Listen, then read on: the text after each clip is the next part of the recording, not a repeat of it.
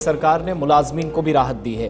वो मुलाजमीन जो मुख्तलिफ अजला के अंदर हैं, कश्मीर प्रोविंस के अंदर हैं और उन एरियाज़ के अंदर जो सिक्योरिटी के पर्सपेक्टिव से इंतहाई हसास माने जाते हैं या जहां पर दहशतगर्दी माजी में काफ़ी ज़्यादा रही है, नुकसान काफ़ी ज़्यादा रहा है, और ऐसे में मरकज़ी हुकूमत ने बाज़ाब्ता तौर पर सिक्योरिटी के नुक्ता नज़र से जो हसास 10 इलाके हैं यहाँ पर खिदमात अंजाम देने वाले मुलाजमीन के लिए एक बड़ा फैसला लिया और सरकार ने कश्मीर सूबे के अंदर तैनात मुलाजमीन के लिए जो मुराद पहले से दी जा रही थी उनमें तौसी स्कीम को 3 साल के लिए बढ़ा दिया है।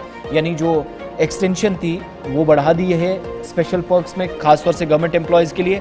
सेंट्रल गवर्नमेंट ने बाज़ाब्ता तौर पर इसके लिए जो ग्रीन सिग्नल है वो दे दिया है।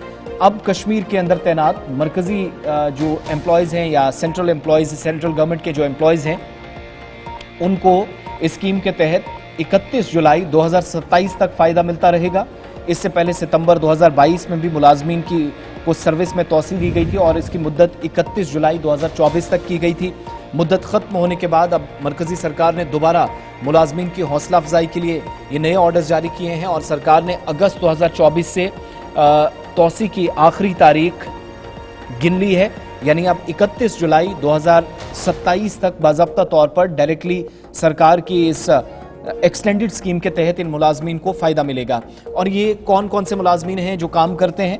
ये 10 अजला स्कीम के दायरे में आते हैं। सरकार के इस फैसले का असर जिन 10 अजला के अंदर होगा, भारतीय रेलवे समेत सेंट्रल गवर्नमेंट के जो तमाम महकमों के एम्प्लॉयज़ हैं उन पर होगा। जम्मू कश्मीर के 10 डिस्ट्रिक्ट्स में जो एम्प्लॉयज़ काम कर रहे हैं इनमें अनंतनाग है, बारामूला है, बडगाम है, कुपवाड़ा है, पुलवामा है, श्रीनगर है, गांदरबल है, बांडीपुरा, शोपियां और कुलगाम, 10 के 10 डिस्ट्रिक्ट्स। और यहाँ पर रेलवे समेत तमाम जो सेंट्रल गवर्नमेंट के एम्प्लॉयज़ हैं उनको बराह रास्त इससे फ़ायदा पहुँचेगा। और मुलाजमीन को ये सहूलियात जो मिलने वाली हैं उसमें क्या होगा? एक तो फैमिली ट्रांसफ़र की सहूलत मिलेगी। मुलाजमीन सरकारी खर्च पर अपनी फैमिली को मुल्क में अपनी पसंद की किसी भी जगह रख सकता है, वो इंतखाब खुद करेगा, इसके लिए सरकार उसको पैसा देगी। ट्रांसपोर्ट अलाउंस मिलेगा, यानी एक जगह से दूसरी जगह मुंतकिल होने के लिए उसको सहूलत मिलेगी। और एक कंपोजिट ट्रांसफ़र जो ग्रांट है वो देने का फैसला हुआ है, जो मुलाजिम को जो आखिरी दी गई बुनियादी तनख्वाह है उसके 80% बराबरी का हिस्सा होगा। और जो लोग अपने अहले खाना को या फैमिली को, परिवारों को दूसरी जगह नहीं भेजना चाहते, उन्हें रोज़ाना अलाउंस दिया जाएगा। एक ये अनाउंसमेंट, रोज़ाना की हाज़िरी के लिए 113 रुपये योमिया अलाउंस मुकर्रर किया गया है, 113 रुपीज़ जो सरकार की तरफ से दिए जाएंगे हर दिन की अटेंडेंस के लिए, जो डेली अलाउंस कहलाएगा।